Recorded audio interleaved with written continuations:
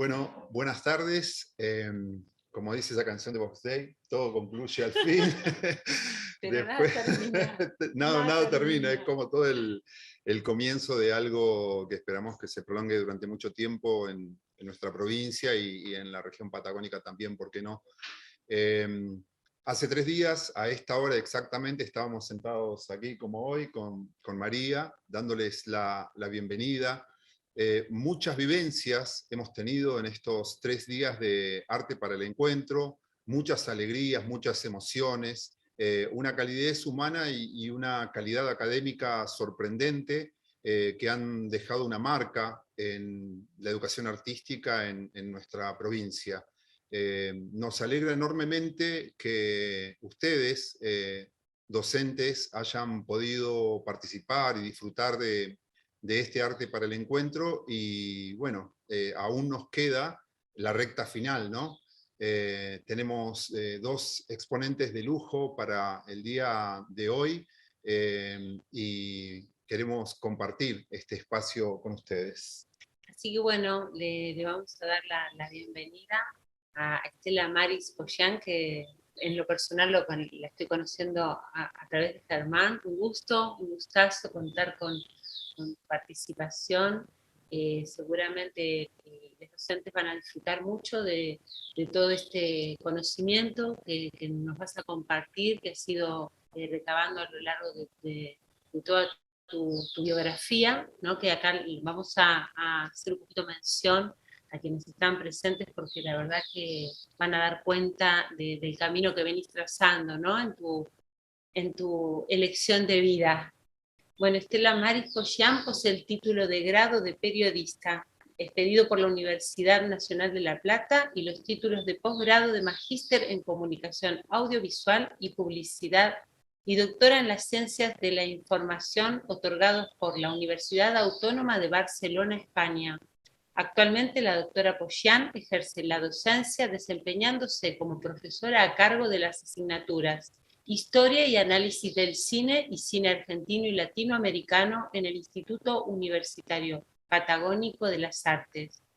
Dirige el proyecto de investigación del IUPA Laberintos de la Imagen Patagónica. También es docente en la Universidad Nacional del Comahue, donde participa como profesora de los equipos de cátedra de las materias Cine y Comunicación Audiovisual, Comunicación Social 1 y 2 de la licenciatura en Comunicación Social, que se imparte en la Facultad de Derecho y Ciencias Sociales. Desarrolla actividades de investigación académica, encontrándose categorizada por el Ministerio de Educación de la Nación como docente e investigadora, e integrando 2 proyectos de la investigación de la Universidad del Comahue, uno de ellos en carácter de codirectora. Durante el año 2005 y 2006 fue becaria del Consejo Nacional de Investigaciones Científicas y Técnicas del CONICET a través de un proyecto de investigación que obtuvo el subsidio de proyectos bianuales. Ha orientado su especialización académica en una doble vía: historia, análisis y guión de la producción audiovisual, y estudios de temáticas y problemáticas de la comunicación social. En el plano profesional, si bien su mayor trayectoria la desarrolló como guionista, también ejerció el periodismo en instituciones, medios escritos, radiofónicos y televisivos. Desde hace más de 10 años realiza un microprograma Luz de Invierno. Entre sus publicaciones puede citarse los artículos sobre la mujer en el cine español y acerca de la obra de Luis Buñuel, ambos publicados en Italia, así como también sus trabajos sobre cinematografía en general, cine y memoria, comunicación y erotismo en cine, cuyos escritos fueron editados en Argentina, España y México. Entre sus últimas publicaciones figura La imaginación luminosa, a 50 años del Mayo francés del 68, En vivir lo breve, nanofilología y microformatos en las letras y culturas hispánicas contemporáneas, y fue editado por el sello Iberoamérica 2020, Madrid y Migraciones Digitales en el Lomo Audience 4, Conocer la radio y textos teóricos para aprenderla. Durante su estadía en México dictó conferencias sobre cine y enseñanza y publicó Cine en lo Fantástico como Epifanía, Construcción y Pedagogía a partir de 2 films contemporáneos. Además, administra el sitio web, un sitio web en el que publica contenidos teóricos académicos especialmente dirigidos a los estudiantes de cine y comunicación. Formó parte de jurados académicos y cinematográficos y ha participado en numerosas jornadas y congresos. El historiador de cine Roman Guer dirigió su tesis de maestría y posgrado. Ambos han colaborado en presentaciones en congresos. Su tesis doctoral fue publicada por la Universidad Autónoma de Barcelona. Participó activamente en las reformas del Plan de Estudios para la acreditación de la carrera de cinematografía y nuevos medios de institución del IUPAC. Bueno, bienvenida Estela Maris, te dejamos la palabra y escuchamos atentamente. Gracias por tu presencia. Bueno, primero agradecerles a Germán, a María y a todo el equipo esta invitación. Estoy muy contenta de participar, he hecho difusión, estuve viendo las otras presentaciones, me siento, bueno, muy contenta de estar acá. Y bueno, y por supuesto muy feliz de trabajar en el área audiovisual de nuestra provincia, ¿no? Enseñando, aprendiendo constantemente sobre la temática de la comunicación audiovisual. Bueno, como ha sido la invitación, lo que voy a hacer es iniciar la charla, el conversatorio, con un PowerPoint que preparé. Así que bueno, si les parece, ahora lo puedo poner. Si ustedes están de acuerdo, me dicen, yo ya lo busco y lo pongo. A ver. Ya compartir, a ver si puedo compartir el... ¿se ve ahí el PowerPoint? Sí, se ve perfecto. Se ve, ok, muy bien. Entonces vamos a arrancar desde acá. Bueno, es hermoso estar en esta circularidad, ¿no? En este segundo encuentro provincial de educación artística, Arte para el Encuentro. Y sobre todo estar sobre esta figura que aparece acá, que es nada menos que todo lo que coordina nuestro cuerpo, nuestro hacer, nuestro sentir, y en el marco de este año, ¿no? De este año que nos propone tantos desafíos o más que el año pasado, y hablar junto a personas de tanta calidad emocional, artística y académica. El tema de la charla es Dialéctica de la comunicación audiovisual, historia y memoria.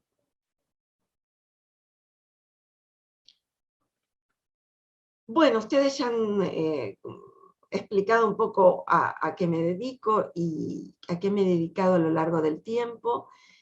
Para mí, mi hogar ha sido las bibliotecas. Ya desde muy pequeña, el leer un cuento, el estimular la imaginación con mis amigas, escribir relatos mentales para transmitirlos, esa era la forma quizás de empezar en el mundo de la comunicación. Y eso no ha parado, ¿no? Se inició por allá por Quilmes y continúa a lo largo del tiempo. Y a lo largo del tiempo es donde encontramos esas primeras capturas de movimiento, de imágenes de movimiento, una en la Patagonia Argentina, en la Cueva de las Manos, nada menos que esas imágenes de las manos de las cuevas rupestres, que de alguna manera nos están saludando a través del tiempo, de un tiempo infinito. Esas mismas imágenes aparecen en otro lugar, en España, que es el famoso jabalí polícromo, que daba idea de movimiento. Y si uno busca en la red, encuentra esta primera imagen que dice, la primera es la imagen del jabalí polícromo pintado en las prehistóricas cuevas de Altamira. La segunda es Caballo Jinete, de 1912, de futurista italiano Carlos Carrà. Si las observas con detenimiento, te empiezan a explicar la sensación de movimiento, y uno tiene esa sensación, eso está pintado en la piedra, de que hay un movimiento, acompañamos ese movimiento.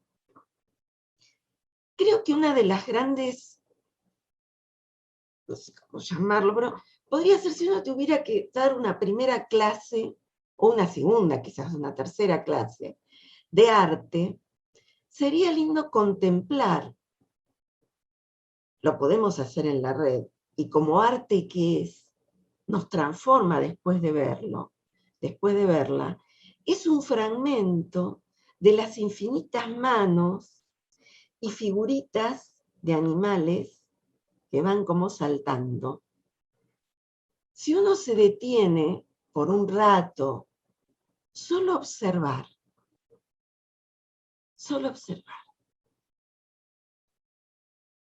enmudecer la palabra y sentir lo que nos están diciendo a través del tiempo. Y acá se da lo que tanto formuló Peirce, ¿no? Los datos indiciales que tenemos como sujetos humanos, que son la sombra, el reflejo y la huella. A lo largo del tiempo, estos primitivos nos están contando que sus actividades estaban en ese saludo, lo que significan las manos para el arte, lo que significa la luz para la pintura, lo que significa estar en el mundo. No estamos solos, estamos rodeados de colores, de imágenes, de sensaciones y de sonidos. Esos dos músculos de la cinematografía ya estaban, y de la comunicación audiovisual, en la cueva de las manos y en todas las invitaciones a ver de las cuevas rupestres.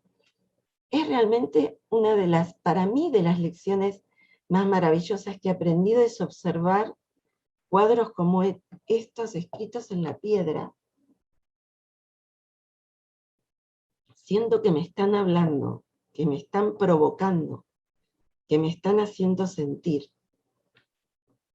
que nos hacen, que nos provocan constantemente. Y pensamos después, seguimos en el tiempo, ¿no? Y nos vamos a otros lugares. ¿Y quién es esta mujer que está ahí? Rodeada de caballeros y parece que están estudiando, y ella también nos observa, ¿no? Y es nada menos que Hipatia. Mucho tiempo después de este cuadro, que lo encontré por ahí en la red, mucho tiempo después, Alejandro Amenábar, que nació en Chile, que se fue a vivir con sus padres de muy pequeño a Madrid, que estudió comunicación en la facultad en Madrid, va a hacer una película entre tantas de sus películas, tesis que él hace muy joven, creo que tenía 28, 29 años. José Luis Cuerda va a ser su maestro, ¿no? El de las lenguas de las mariposas, que le va a producir sus películas.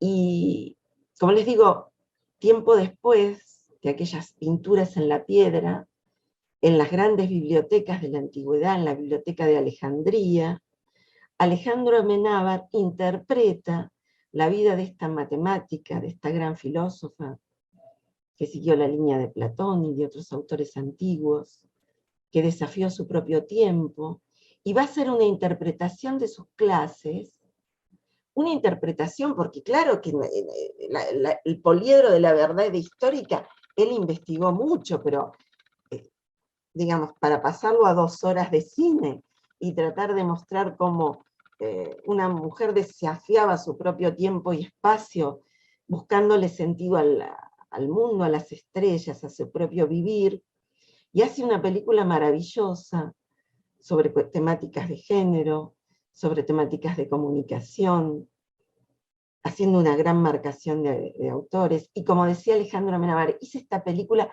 para estar un momento ahí.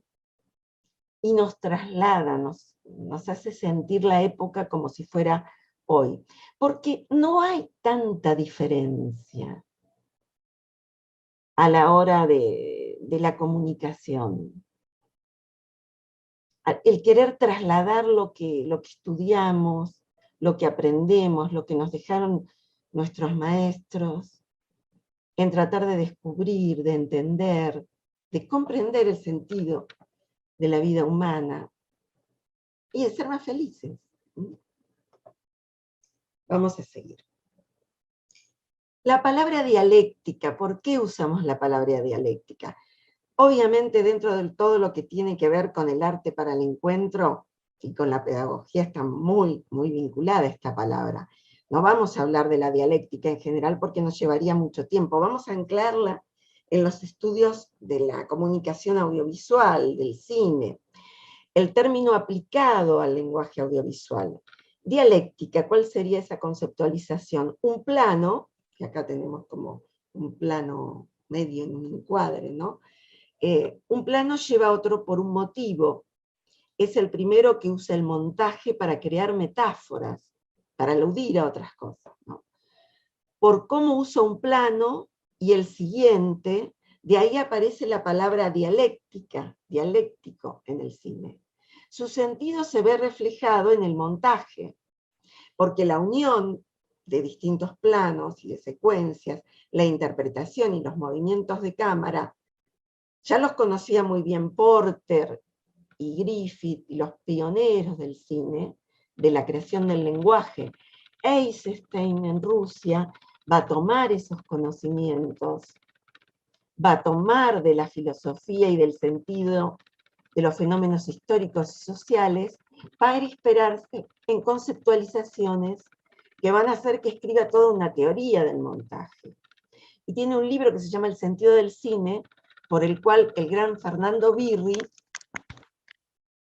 al no tener o no encontrar el director de Tiredier, de Los Inundados, no tener en su momento una escuela, estudiar en Argentina, porque la gente se formaba en los grandes estudios cinematográficos de la época de oro del cine argentino, Fernando Birri se va a Italia, pero antes de ir a Italia, consigue un libro en Argentina que se llama El sentido del cine de Eisenstein.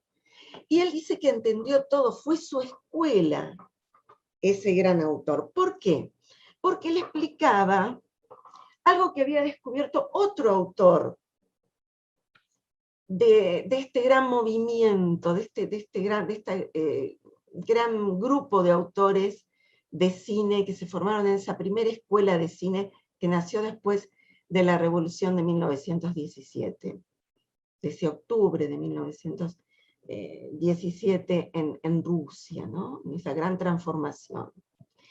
¿Qué descubre Kuleshov con el montaje? Que un rostro al lado de una niña muerta da la idea de compasión. Y ese mismo rostro, al lado de un plato de sopa,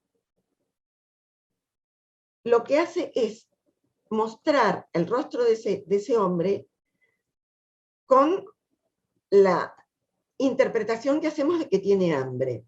Y ese mismo rostro, que es igual en todas, mirando a una mujer, aparece como lujuria. Esto se va a usar muchísimo, lo que se llama el efecto Kuleshov.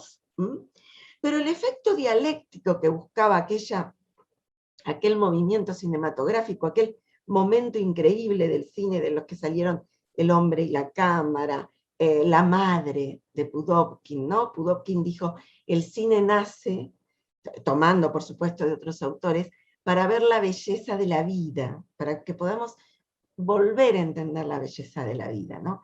Y acá aparece el concepto de dialéctica también nuevamente. Hay una argumentación en la dialéctica, y en esa argumentación hay un sentido de poliedro de la verdad, donde, por supuesto, hay más de una persona, hay una conversación, dialécticos igual a conversación. Todos recordarán, y el que no vio, invitar a verla, la película de Campanella, El secreto de sus ojos. El secreto de sus ojos tiene dos líneas argumentales. La historia de amor entre estos dos personajes y una historia de una violación seguida de muerte.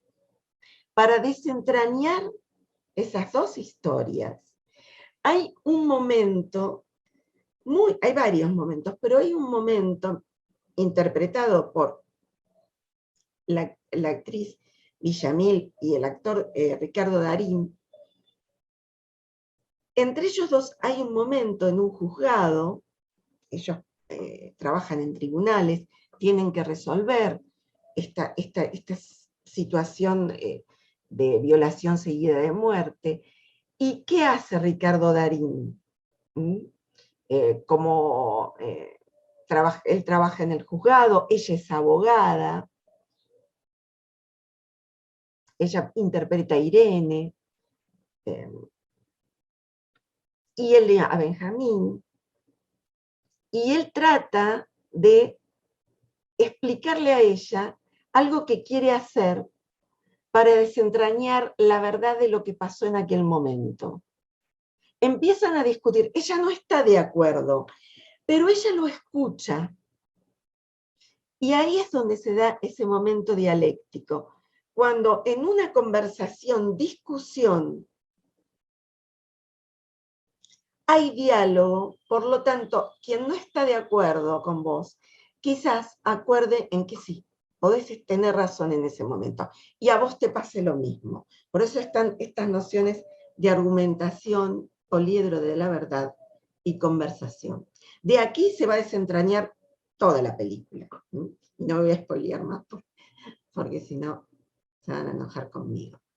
Bueno, en cuanto a los estudios ligados a esta temática de la dialéctica, en los años 60 se observa la dialéctica en el cine en un sentido metafórico y estructural. Se estudió los criterios de composición de un film.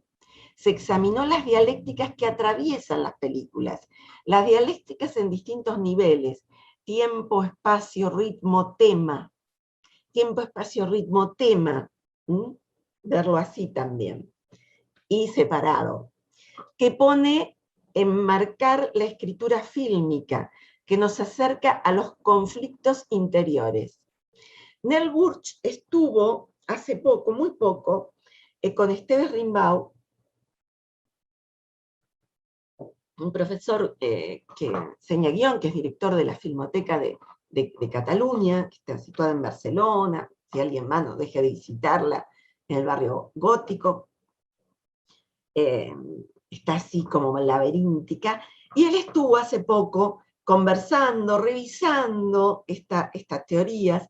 También Lauro Zavala, desde México, ha trabajado mucho comunicación, enseñanza audiovisual, digamos, es uno de los grandes pioneros. Lauro Zavala estuvo en nuestra ciudad, en Roca, en Fisque, estuvo dando una conferencia, después si quieren se las podemos acercar, hay una grabación que se hizo en IUPA, la conferencia la dio en la FADEX, pero en el IUPA, el Centro de Producción, grabó una entrevista al profesor Lauro Zavala, que ha escrito un montón de libros con tipologías de distintas formas de analizar el cine, desde México, ¿no? Nos volvemos atrás en el tiempo y en la dialéctica. Bueno, hay un montón de pinturas que nos hablan de esta forma circular de comunicar. En este caso nos vamos a Oriente, ¿no?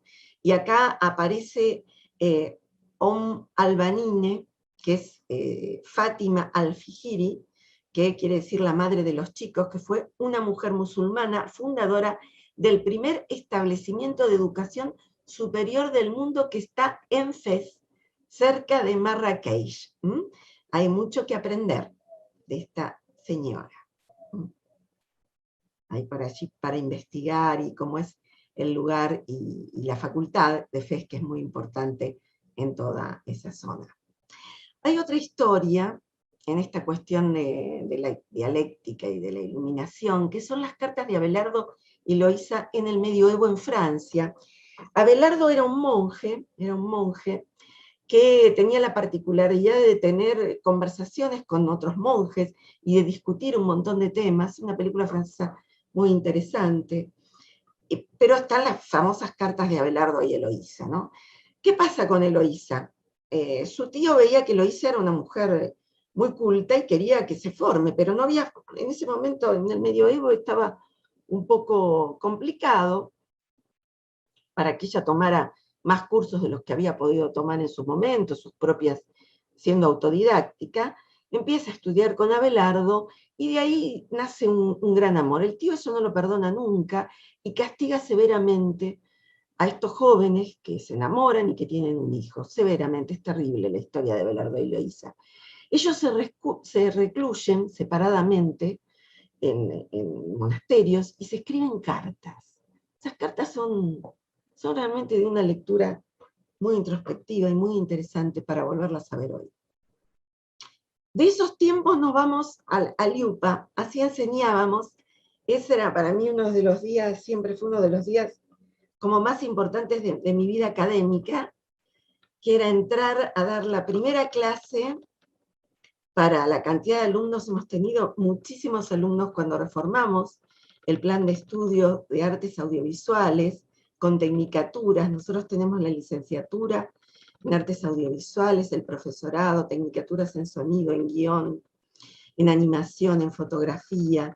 Y bueno, la reformulación de ese plan de estudio, que nos llevó mucho tiempo, pero finalmente se logró, hizo que se acercaran alumnos de distintos lugares de la provincia, del país y de otros países.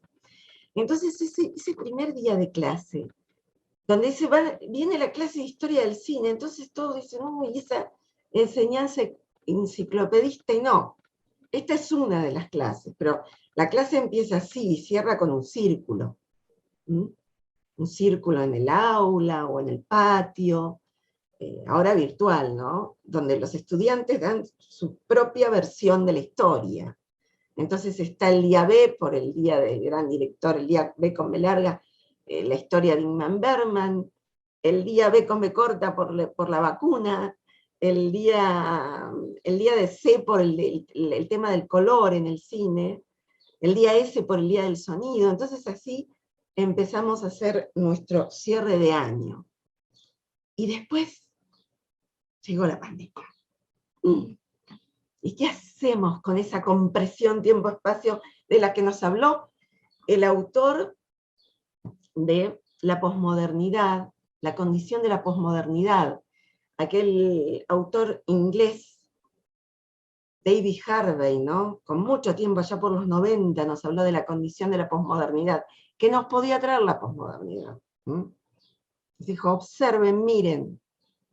No sé si habló exactamente de esto, pero que anticipó cambios y transformaciones. Entonces, la noción de enseñanza-aprendizaje se reformuló totalmente. Y tuvimos que cambiar. Tuvimos que modificar nuestras formas de enseñanza.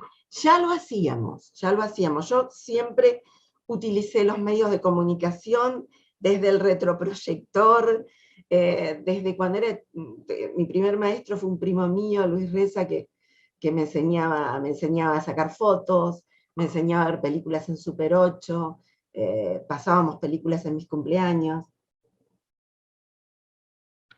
Entonces, en los años 60 yo sabía que había mucho más que títeres, y los títeres eran importantísimos, y la representación teatral era maravillosa, y la forma de enseñar era, pero había otras formas de enseñar o de poner en mis juegos de cumpleaños, que era la representación audiovisual. Entonces pasábamos películas ya en los cumpleaños, ¿no?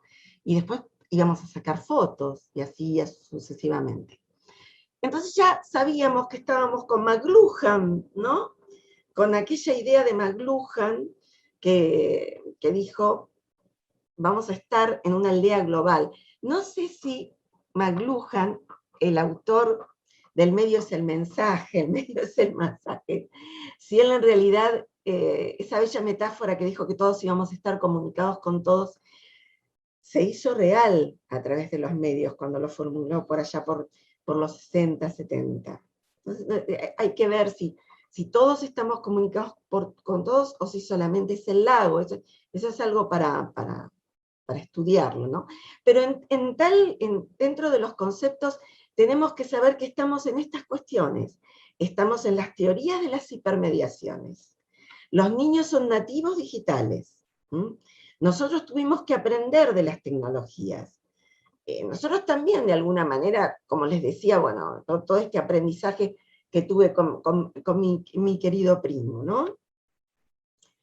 Con esa formación familiar que gustaba de tener una cámara fotográfica, tener una pequeña cámara para grabar, había ya un gusto, ¿no? Hace poco visité la casa y veía una colección de cámaras fotográficas para proyectar películas en su casa, ¿no?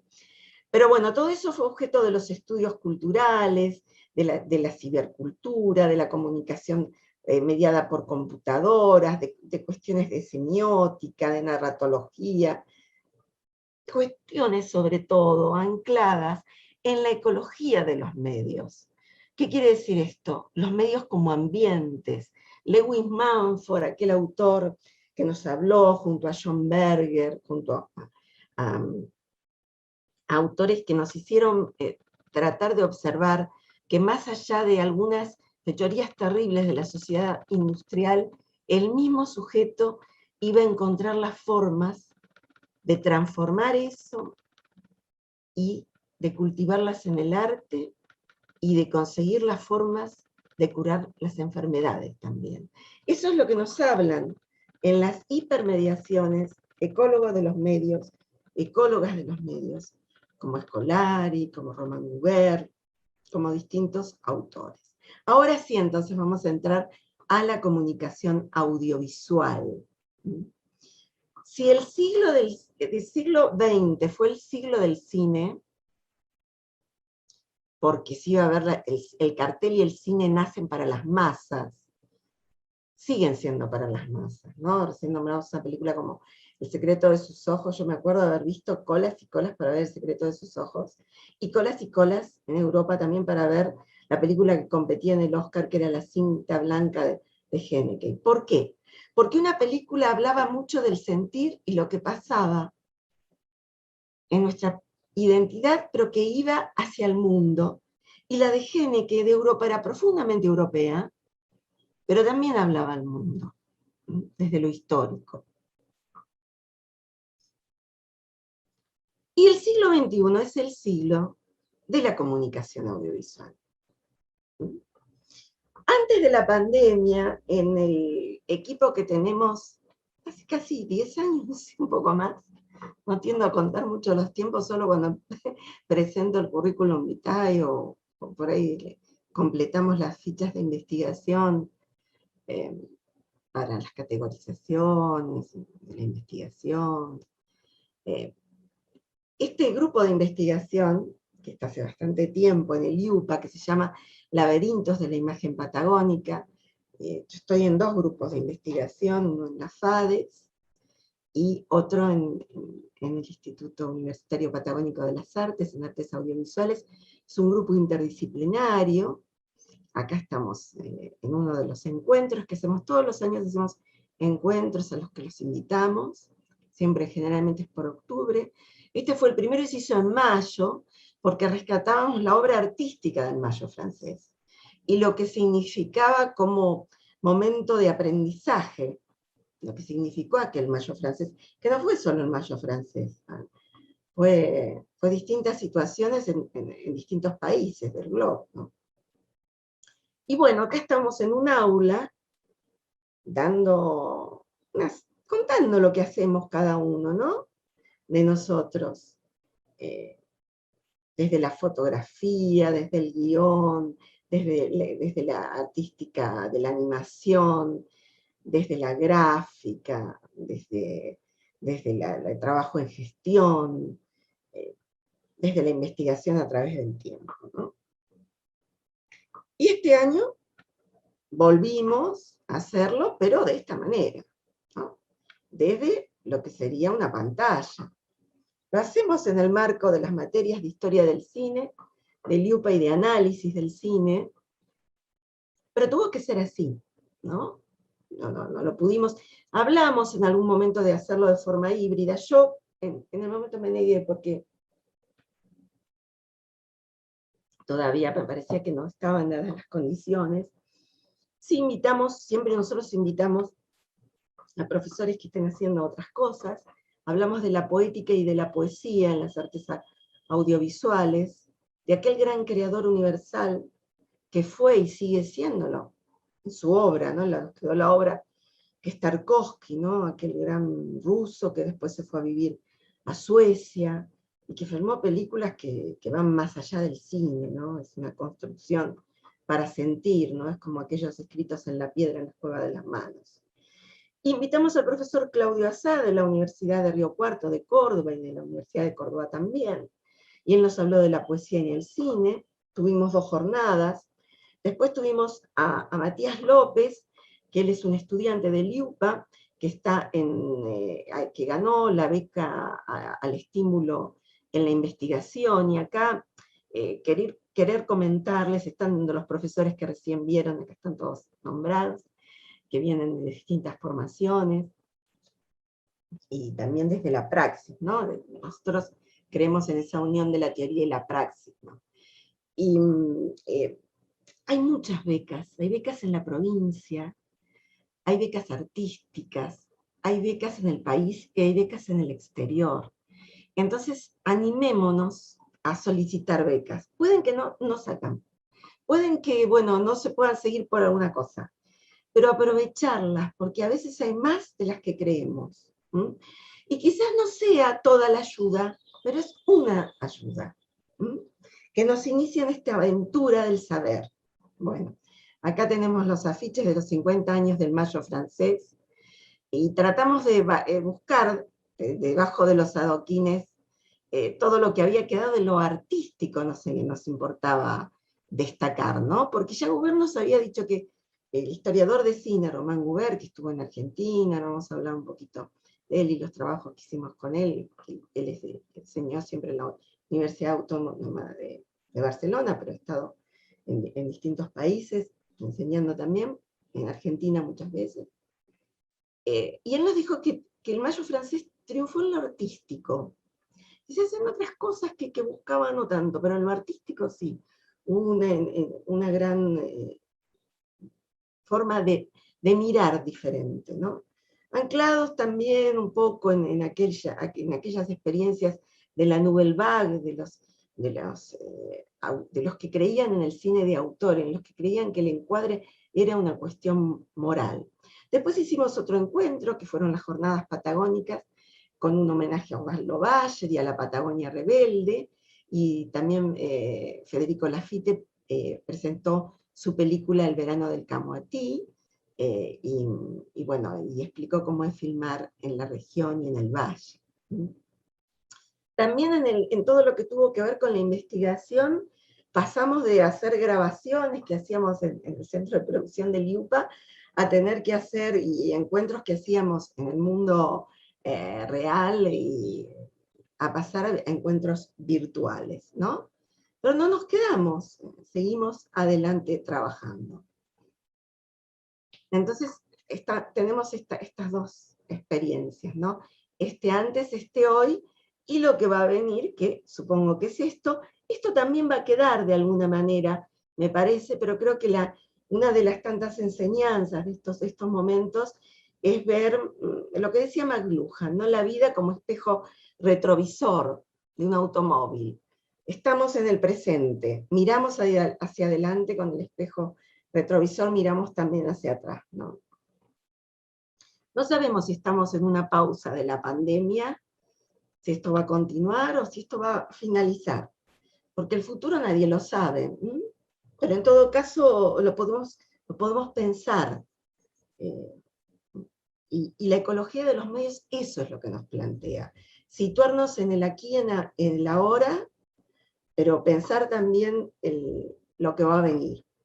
También esto nos pasó en la facultad, ¿no? Nosotros solíamos hacer estas jornadas audiovisuales que le hicimos sobre cine inmersivo. Invitamos junto a Gustavo Saín y todo el equipo de la cátedra de comunicación audiovisual, el área de comunicación audiovisual de la FADEX.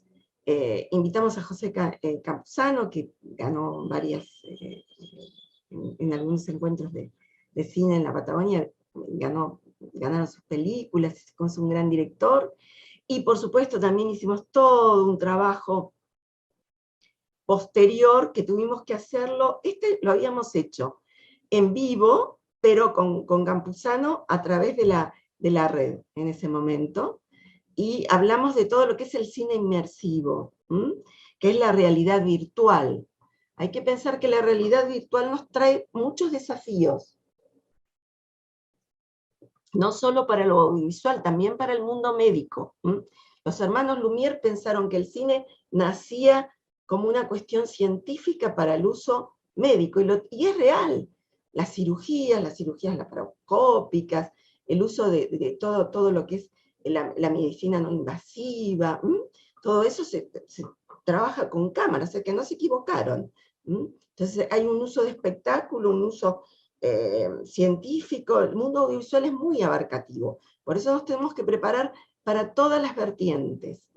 Este es un encuentro con la doctora Susana Cel de la UBA, Alicia Entel, Nuria Vilalta de la Universidad de Bolsón, Ricardo Valle también de la FADEX, Viviana Pornoy, mi querida amiga, hablando de fotografía. Pero este otro encuentro que nosotros hacemos de las jornadas audiovisuales, el año pasado hubo que hacerlo todo virtual.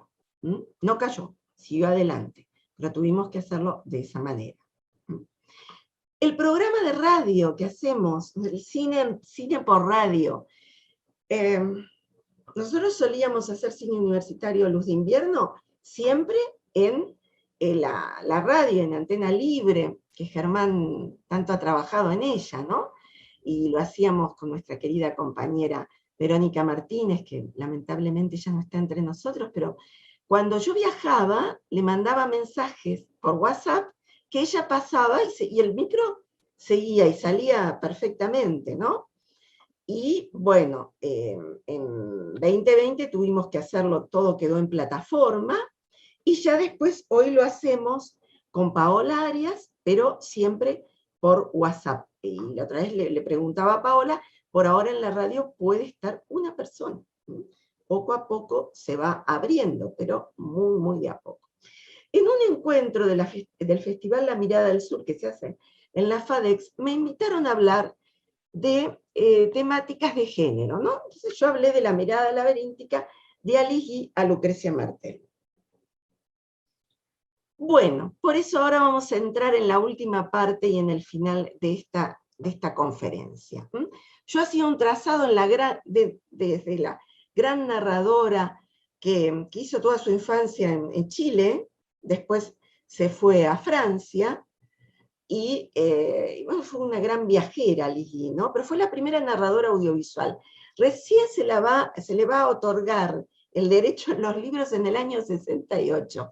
Ella trabajaba para Gaumont y para la distribuidora de Pathé Gaumont, y hacía cine, le decían, bueno, si querés hacerse, hizo un montón de películas, ¿no?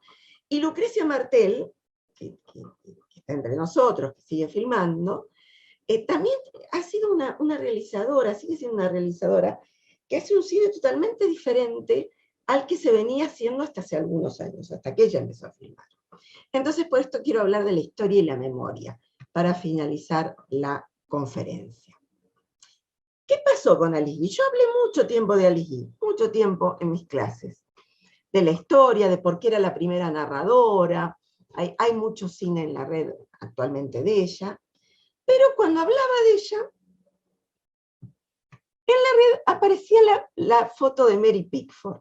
Yo a Mary Pickford la conocía bastante, porque a mí me decían de adolescente que me parecía Mary Pickford.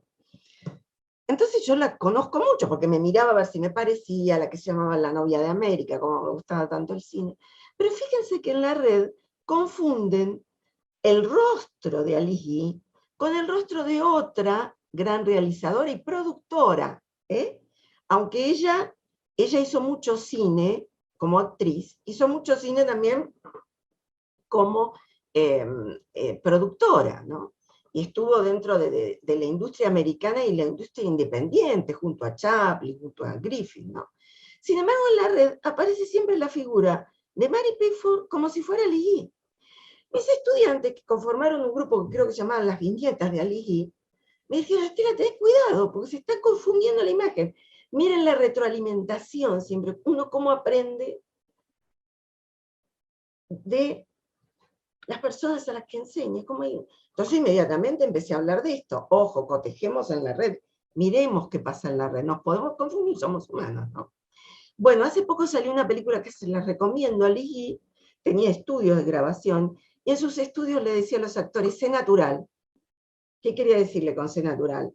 Sé natural, no seas como un actor de teatro. El teatro tiene otra forma de expresarse. El cine tiene otra, tiene dos músculos, que es la imagen y el sonido. Y aunque fuera mudo, simulaban sonido o tocaban el piano. O sea, había que gesticular. La película es muy buena porque habla de una gran viajera y que empieza por nuestros lugares.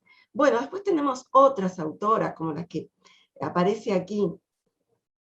Weber fue una gran autora que habló de las temáticas como el control de la natalidad, el aborto, la pena de muerte, el alcoholismo, la drogadicción. Fue una pionera en tratar el cine como obra de autor, directores con estilo propio, intereses narrativos. Sin embargo, son poco conocidas. O nuestra Emilia Saleni, una de las pioneras del cine argentino. En el Museo del Cine, que está en La Boca, en Buenos Aires, se proyectan varios de de lo que quedó de las películas del Pañuelo de Clarita, como de estas otras autoras experimentales. O Blas Talá, que fue la primera que hizo largometrajes en nuestro país, poco se habla de ella, ¿no? Hizo Las Furias, Las Modelos, permiten valorar a Blas Talá como una cineasta con una intención clara por retratar a mujeres con un perfil distinto a los que se veía en el cine de ficción latinoamericano de aquellos años. La gran Lotte Reinger, mire los dibujos que hace. Hace poco vi una representación en Buenos Aires del hombre que perdió su sombra, de Chamizo, y tenía la obra de teatro, una representación audiovisual de fondo, que era toda animación en el estilo de Lotte Reinger, aquella mujer que tuvo que irse de Alemania en la época del nazismo, ¿no? Y tuvo, la verdad que es muy interesante su historia, porque como que no podía entrar en ningún país, finalmente la aceptaron en el exilio y después pudo volver. Pero miren lo que hacía el puntillismo de lo que hacía. La gran Agnès Varda, ¿no? La perdimos, la reina de la Nouvelle Vague, como se hace Pito Catalán a sí misma, se mira en el tiempo, ¿no? Ella a mí el gran aprendizaje de Agnès Varda para mí en pandemia es que mis estudiantes hicieran autorretratos con los teléfonos. Entonces hacían autorretratos, que es lo que hace toda la obra casi de Agnès Varda. Es un gran documental de autorretrato, donde ella se incluye, y después ganaron premios en festivales de cine, con sus camaritas de teléfono. Era lo que podíamos hacer. Bueno, Agnès Varda, cuando mi querida compañera Lara de Cusi, que es una gran productora, que está en nuestra región, ella fue por un encuentro de televisión, y fue con un equipo, y Agnès Varda la invitó a su casa, y conversaron la gran humildad de una de las grandes de la historia del cine, y de alguna manera de hacer esta cuestión pedagógica de sumar a una productora de la región en su forma de hacer cine, ¿no? Y todo lo autogestionado que tiene Agnès Varda y que también lo tiene Lara de Cusi, ¿no? A mí me parece, para mí esta foto es como si me la hubiera sacado yo. No olvidar a Lita Stein y María Luisa Bender. Qué importante pasar la película Camila entre los estudiantes, ¿no? Estudiantes finalizando el secundario y en los periodos universitarios, ¿no? Ver cómo trabaja el encuadre, la temperatura, color, cómo rescata en el tiempo esta historia, esta historia de amor prohibido, y cómo habla de la apertura democrática de lo que estaba pasando en ese momento. Estas dos grandes. Lita Stein, que apoya tanto todas las realizaciones y producciones de nuestro país. Y la visión actual de Lucrecia Martel, ¿no? Esta vuelta de tuerca de Lucrecia Martel a partir de Rey Muerto, que es un corto que lo vemos mucho en nuestras cátedras, es muy cortito, pero también ver cómo ella ha trabajado la ciénaga, la mujer. Saben que Marcos Sius, que es uno de los grandes historiadores de cine actuales, la rescata muchísimo a ella como la gran directora latinoamericana de esta época. Bueno, también en la Cinemateca de Uruguay, fíjense, Fellini, Hitchcock, Buñuel y la gran Lucrecia Martel, ¿no? Qué importante tener una cinemateca, ¿no? Esto en Uruguay, Montevideo. Bueno, las charlas con maestros, toda vez que podamos invitar, yo recuerdo la conversación que hubo de Pino Solanas en Patagonia Cine, que fue tan importante. Bueno, este es en el Festival de Mar del Plata, en el 2010, si no me equivoco, le hice una entrevista al historiador de cine Román Gubert. La entrevista está en todas las escuelas de cine, creo que está en la red, y él habló de la hipótesis del lago y a la imagen analógica, y sobre todo de lo que vivimos ahora. Él en los años 80, y entre los 80 y los 90, escribe un libro que se llama El cine informatizado. En ese momento el Congreso lo invitó para que él hablara de ese libro, porque ese libro hablaba de la claustrofilia versus la agorafobia en las sociedades industriales, y cómo nos íbamos a replegar hacia el hogar, y las cuestiones del teletrabajo. Los invito a leer o a escuchar la conferencia, porque fue realmente muy, muy importante, ¿no? Nos invitó el maestro Martínez Suárez, que tanto tiempo él dirigió el Festival de Mar del Plata, ¿no? Bueno, Gubert está en la actualidad también en activo, replegado a su hogar, y diciéndonos, el último mensaje que recibí de él hace poco tiempo es que no tenemos que deprimirnos, pero tenemos que seguir cuidándonos. Bueno, la importancia de los festivales de cine, el FAB, ha sido tan importante, sigue siendo tan importante, no ha parado, ha seguido adelante para los estudiantes de cine, para los estudiantes de la región, para los estudiantes de fuera del país también. La verdad que todo el trabajo de Diego Carriqueo, de Cristian Calvo, qué importante. Este año armamos esto de la Patagonia como territorio de producción audiovisual, entonces invitamos a María José Bello, que nos habló del agua, ella desde la Universidad de Chile. Hablamos con Carlos Sorín, el gran Carlos Sorín, que hizo El Rey de la Patagonia, hizo la otra película, Historias Mínimas, bueno, cómo aprovechar el espacio, con Gustavo Saín también, que nos habló de Osvaldo Bayer, y por supuesto con León Colazo, que fue con quienes organizamos estos conversatorios. Bueno, MUMA, todas las mujeres realizadoras audiovisuales, aquí en el espacio del FAB, estos encuentros, no tenerles miedo a la gestión, pedir, si tenemos que, pedir en tanto gestionar, todo lo que tenga que ver con las realizaciones audiovisuales y de otras actividades artísticas. Siempre hemos tenido oídos que nos han escuchado, y a partir de ahí hemos trabajado y hemos autogestionado.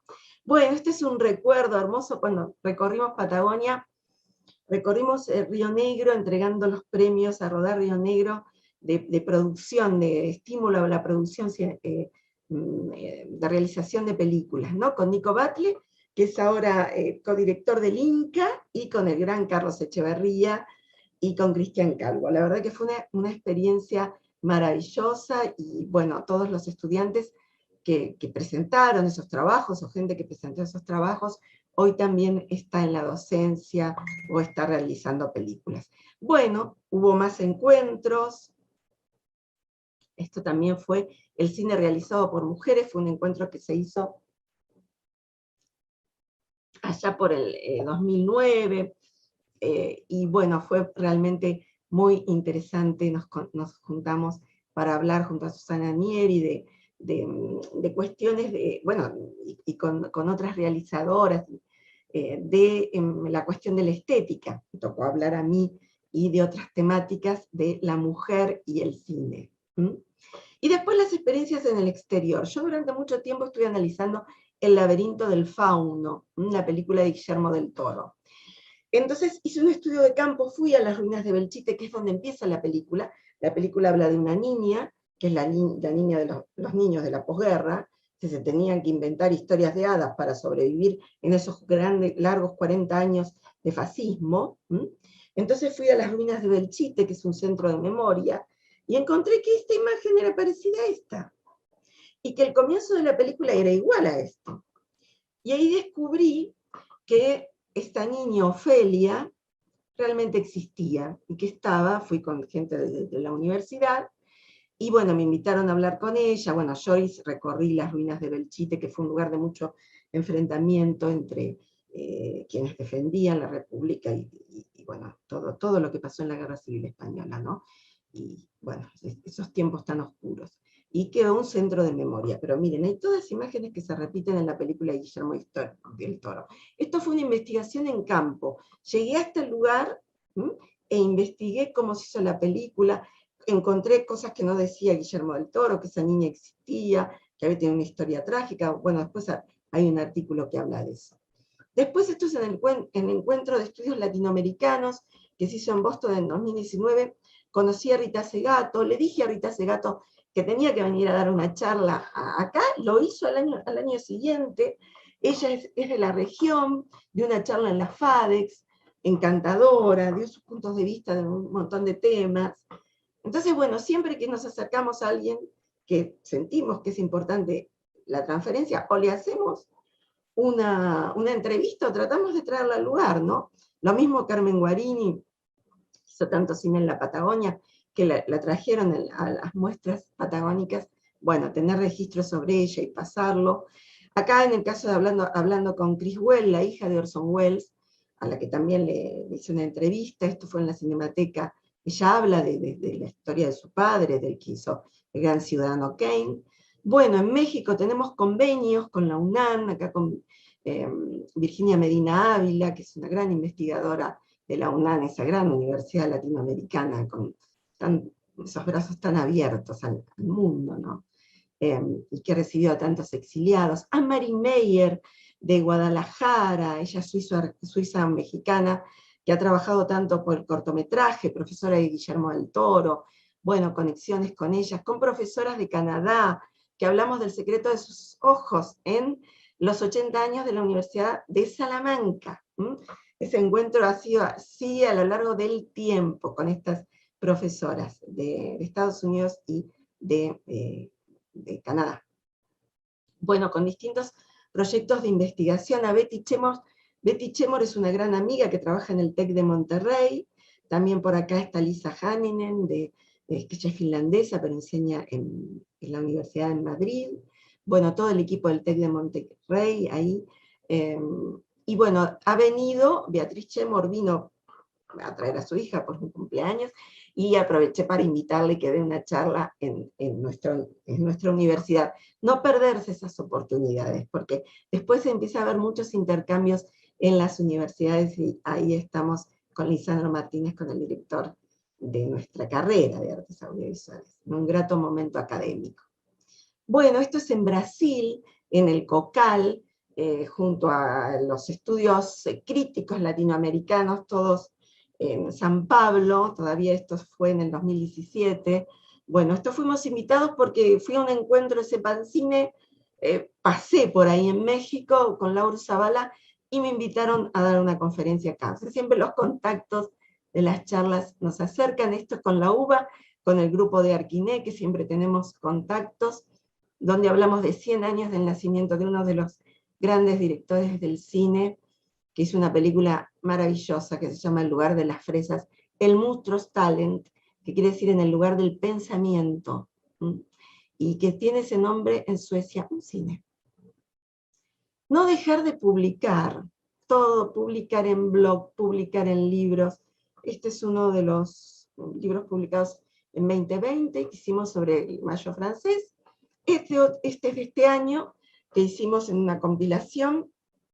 Yo hablé de cine y radio, de las hibridaciones y de las conjunciones, y quiero terminar con esta frase: restaurar lo que significa ser humano, y que cada uno donde esté tome conocimiento y conciencia al mismo tiempo de su identidad compleja y de su identidad común a todos los demás humanos. Ese es el pensamiento del gran autor Edgar Morin, que está en activo y que sigue desde Francia y desde México con su pensamiento complejo, y también, por supuesto, en nuestro país.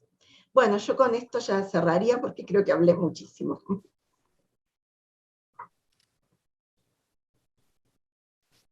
La verdad que están tan agradecidas, ¿no? Tanta información, tantas cosas que nos has compartido. Lo primero, bueno, desde el chat te agradecen muchísimo todo, te saludan con mucho reconocimiento y afecto. Y me quedo pensando como en varias cosas que nos estuviste compartiendo. Primero, que no me parece casual el encuentro durante una de las primeras jornadas de las artes visuales, nace recuperando la memoria de las artistas visuales invisibilizadas a lo largo de la historia, ¿no? Como que ha sido la necesidad de este tiempo, ¿no? Recuperarnos como realizadoras, como hacedoras cultura, y abre de alguna manera así parte de este segundo arte para el encuentro, y vos nos proponés también, ¿no? Desde tus jornadas, recuperar a las mujeres que han trabajado, ¿no? Desde el cine, desde audiovisuales, y también plantearlo desde lugares de debate, ¿no? De charla, de reflexión. Recordaba, le comentaba a Germán justamente que siendo muy joven, una de las cosas que me gustaban era cómo a partir del cine, de ver, nos debatíamos, nos interpelábamos, nos preguntábamos, y eso fue durante un tiempo muy rico, que se hacía cine debate, ¿no? Yo me lo recuerdo así, en los primeros años de la democracia, el cine de debate nos habilitaba la palabra, a pensarnos, a proyectar, a imaginar. Y justamente le decía que es necesario poder volver a instalar estas formas dentro de las escuelas, ¿no? Eh, a lo largo de tu ponencia veo la importancia que tiene para vos estos espacios de reflexión, de encuentro y de intercambio como un hecho dialéctico, porque nos posibilita lo mismo que planteaste al principio, que el momento dialéctico se produce a partir de la escucha, de la otredad, y es donde nos revisamos con la posibilidad de inclusive cambiar lo que traíamos originalmente, ¿no? Y creo que eso en la escuela es clave que lo empecemos a pensar, ¿no? Desde estos espacios de intercambio que podemos generarnos, ¿no? De los lugares que ocupamos. Sí, es fundamental en todo. Hace poco les decía de este primo, fui a visitar a la casa, estaba su nieta, muy chiquita, y empecé a dialogar con ella desde el cuaderno, que iba a la escuela, que muy primer grado, ¿no? Y entonces en un momento ella va y le dice a la mamá, esa señora me cae muy bien. Y entonces bueno, me viene mi prima y se ríe, la hija, ¿no? Y se ríe y me dicen, está diciendo, le decía la madre, que le cae muy bien a Estela, que ¿cómo no le va a quedar bien? Le decía la abuela, si es la prima. Y entonces yo le digo, por favor decile que ella también a mí me cae muy bien. Y digo, los niños desde muy pequeños son nativos digitales, pero es importante también que haya dentro del aula ese juego con la imagen. Yo recuerdo que en mi escuela de primaria y secundaria teníamos un cine. Teníamos un cine. Para mí ese espacio era el más hermoso. No había otro espacio como ese. Ese espacio era una escuela religiosa, entonces primero pasaban toda una cuestión del cine papal, pero después venían las de aventuras y teníamos diálogo. Yo les decía a mis compañeritos, esperen un poco porque después vienen películas, y nos daban, me acuerdo, nos daban entradas para ir al cine, y para el Mago de Oz, no soy de la época del Mago de Oz, ¿no? Pero soy posterior. Pero me acuerdo que en un aniversario nos dieron entradas. Y yo cambiaba las entradas para ir de jueves a jueves a ver la película, ¿no? Y claro, y esto que vos decís del diálogo, me acuerdo que Juan Raúl Reina fue uno de los primeros, el querido Juan Raúl, ¿no? Que fue uno de los primeros en armar un cine club acá en la región. ¿Te acordás, Germán? Él siempre, ya sea en Casa de la Cultura, en la FADEX, en lo que fuera, de gestionar y de él aprendí muchísimo también. Fue un gran maestro para mí, Juan, de intercambio, ¿no? Entonces creo que desde la primera, para mí en la currícula de la primaria y de la secundaria debiera haber una materia ligada a la comunicación audiovisual. Ya sea, no sé, o de las artes audiovisuales, eso tiene que estar. Sé que hay cosas en camino, no quiero decir nada porque no las sé, pero en todo caso, en todo lo que pueda contribuir a eso, porque si enseñamos literatura, y bueno, y aprendemos a leer, también es importante, esto saben que ha sido una lucha muy fuerte de Antín, del director que adaptó mucho a Cortázar, de Román Gubert también. Román me contaba que le decían, pero si los chicos saben, prenden la televisión y ya saben. Pero bueno, es una formación de espectadores, es en lo que vos decís de interactuar con el otro, es importante eso. Estela, yo quería pedirte una reflexión acerca de el presente de la producción audiovisual con el auge de las carreras de audiovisual y esto que vos mencionabas, que en cierta forma llega con la SRN, por ejemplo, la currícula de la secundaria en Río Negro, que son las orientaciones audiovisuales, el IUPA, la licenciatura en diseño artístico audiovisual del Bolsón de la Universidad Nacional de Río Negro. Quería preguntarte y pedirte una reflexión con respecto a este presente de la producción audiovisual en la Patagonia a raíz de estas instituciones, ¿no? Algunas en las cuales vos sos docente. Sí, producir se está produciendo mucho. Hay que pensar que no tenemos que pensar en a ver, es muy importante pensar en la producción industrial. Es importantísimo. Piensen que hay países que su producción principal es la del cine, ¿no? Con lo cual es una industria que da trabajo a un montón de gente, es un gran engranaje. Nosotros tenemos también nuestra industria, tiene que desarrollarse más, creo que va en ese camino, pero hoy me parece que la producción no está solamente ligada al cine. Hoy está ligada a todas estas hipermediaciones que hay, que son muchísimas, desde ver una película en un teléfono, desde todos los grupos, Facebook. Yo no sé si lo puse al final del PowerPoint, me parece que lo cerré antes, el PowerPoint. Pero bueno, yo lo que les ponía era que tenía, bueno, las páginas, el blog, si se querían comunicar, eso me parece que me olvidé de ponerlo. Me olvidé de pasarlo para cerrar, porque me parecía que ya estaba en tiempo, ¿no? Pero digo que toda la cuestión de tipo audiovisual se ha transformado en la gran comunicación audiovisual. Por eso está muy bien el Festival Audiovisual, ¿no? De cine, el FAB, ¿no?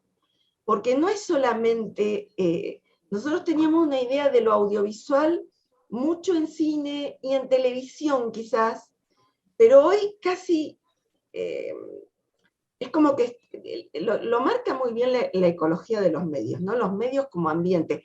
Esto es un ambiente, ¿no? Donde estamos conviviendo constantemente.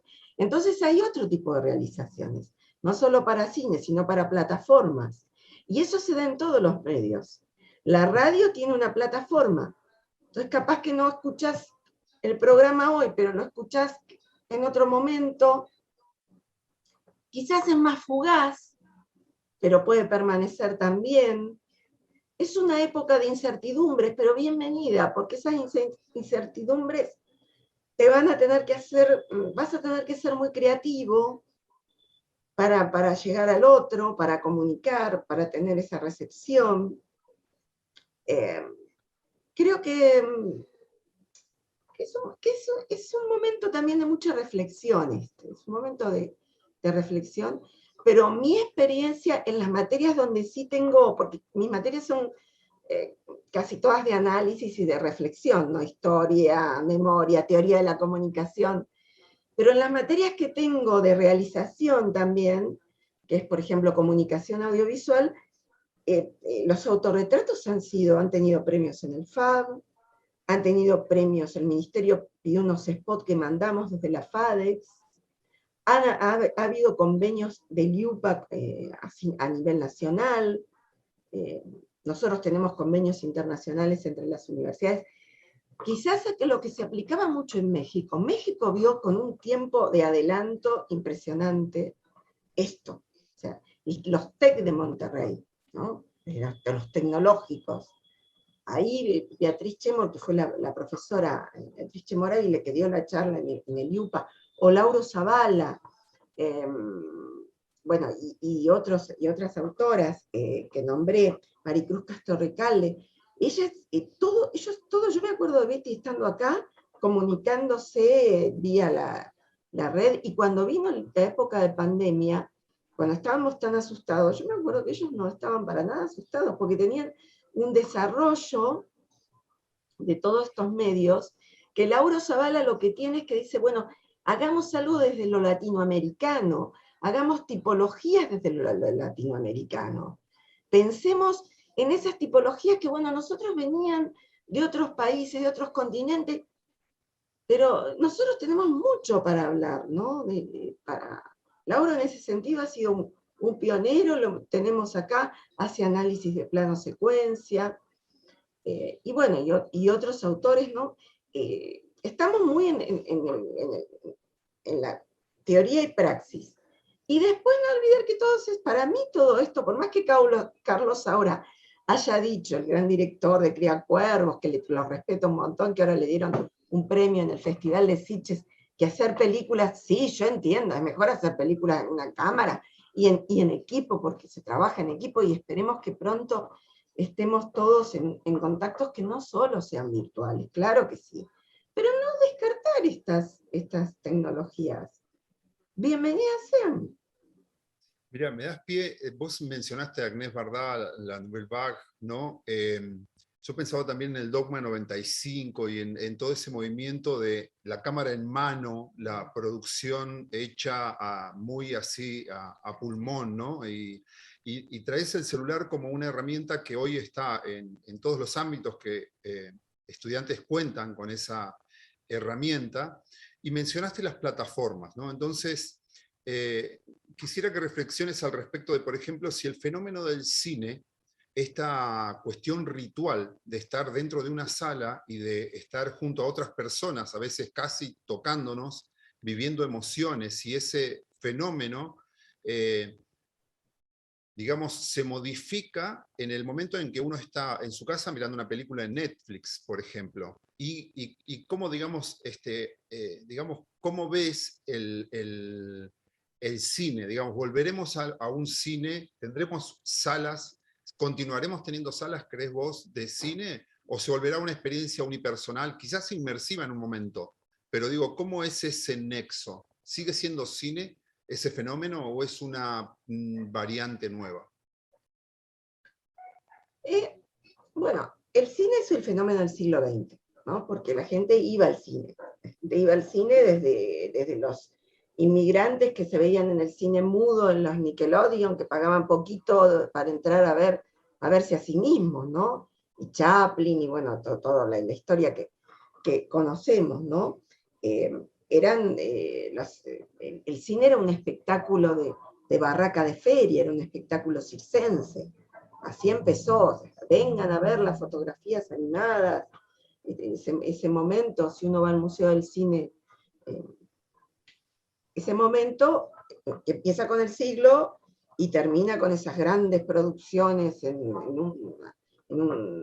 las salas, yo me acuerdo en Barcelona, que eran que veías, o sea, como casi era un cine enorme, donde veías de un lado, del otro, pero ya lo habían hecho eso, lo habían hecho en los primeros años del cine mudo también, proyectar una pantalla acá, otra acá, ¿no?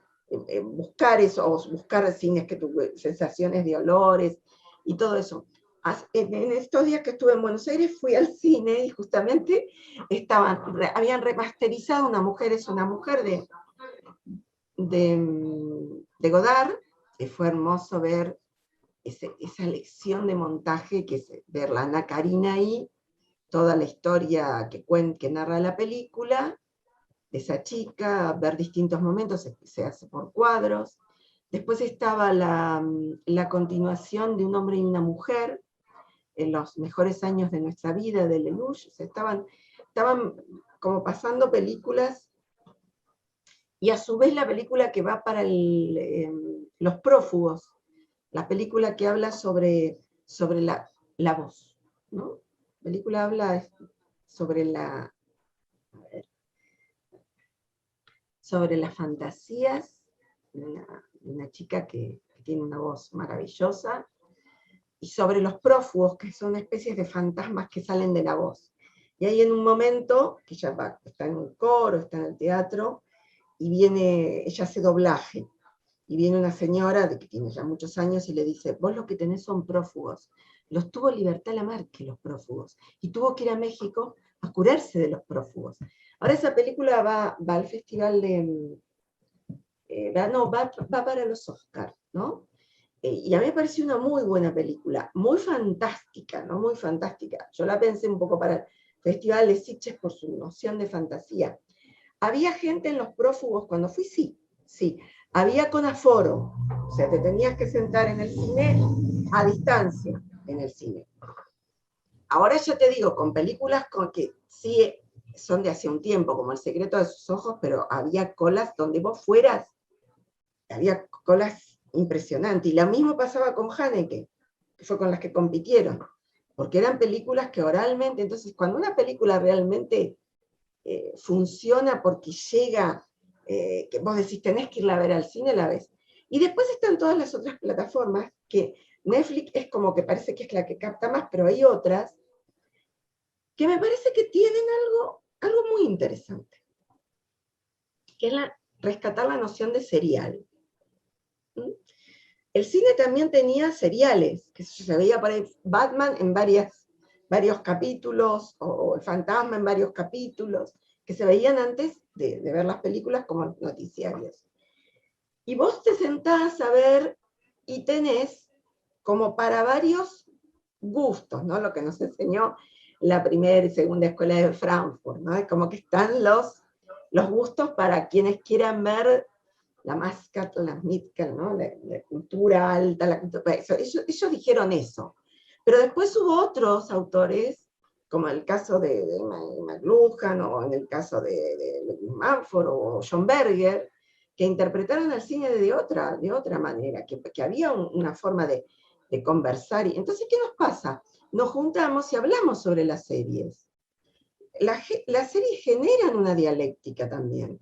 Generan dialéctica de crítica, generan dialéctica de acompañarnos en lo fantástico, generan trabajo para mucha gente. De hecho, estamos haciendo realizaciones, todo el trabajo todo que se hizo sobre el Maruchito, que fue importantísimo en la producción del IUPA, lo hemos conversado en Cine Universitario Luz de Invierno muchas veces, ¿no? Digo, se están haciendo producciones regionales, nacionales, internacionales, muchas. Por ejemplo, yo no sabía de la cultura de Corea, sabía poco. Había conocido a un estudiante en un viaje que hice de Barcelona a Nápoles para ver una tesis doctoral. Conocí a un estudiante coreano, charlamos mucho, fue un viaje encantador, fue una historia en sí misma, el viaje en tren, ¿no? Con ese joven coreano. Me acuerdo que el joven me puso, éramos muy jóvenes los dos, me puso unos auriculares para que entienda su lugar, su país. La música me trasladó a Corea. No recordé más a aquel joven, aquella historia en ese tren que me llevaba a ver la defensa de una tesis doctoral de una querida amiga de Ana Forcioni, una profesora italiana. No lo recordé más hasta que vi Saidan, que es una producción coreana de una mujer, una artista, una gran artista, que está hablando de periodos muy lejanos en el tiempo, de la historia del papel en Corea, de la pintura en el papel, y que triangula una historia en el presente, las competencias que hay en los lugares académicos, por el arte. Saidan, historia del color, creo que se llama. Las competencias que hay, arranca con la historia en la época actual, en una gran ciudad de Corea. Y a partir de ahí entra en una historia italiana de un joven que pinta en la pared para descubrir a su amada, que no la puede ver. no la puede ver, está separado en el tiempo. Y ahí entras en distintas líneas argumentales del tiempo. Entonces, ahí tenés unas lecciones de pintura, de historia, de entender más tu mundo universitario, que es el mundo de todas las universidades. Es verdad, está limitado a ese tiempo de narración, a hacer un enganche para que vos quieras volver a verla, pero bueno, y en este momento hay una serie coreana que todo el mundo está hablando de esa serie. Claro, que perdura, Sí. el diálogo perdura más allá del espacio y del encuentro en el cine, ¿no? Que nos sigue encontrando en distintos momentos. Más allá del espacio físico. Claro, exactamente. Bueno, Estela, la verdad que ha sido un placer escucharte, dialogar con vos. Hay comentarios en el chat de agradecimiento. Ruth dice que fue genial, que muchas gracias, que ha aprendido mucho sobre las cineastas y que las incorporará a su vida. Queremos agradecerte por haber compartido este espacio aquí en Arte para el Encuentro. Y bueno, mantendremos el contacto para poder seguir interactuando y pensando formas justamente de encuentro y de socialización del conocimiento, ¿no? Por el bien de la producción, por el bien también del pensamiento académico acerca de las artes audiovisuales, que es un lenguaje que amamos tanto. Muchas gracias. No, les agradezco a ustedes muchísimo, y bueno, yo estoy en Facebook, está Cine Universitario Luz de Invierno, que es una página, tenemos un blog también que está hecho para los estudiantes, que se llama Cuando huye el día, así que si quieren entrar con poner mi nombre, aparece, y ahí tienen plataformas para ver y leer de cine, comunicación e historia de medios y sistemas. Muchas gracias a ustedes. Gracias, gracias. Chao.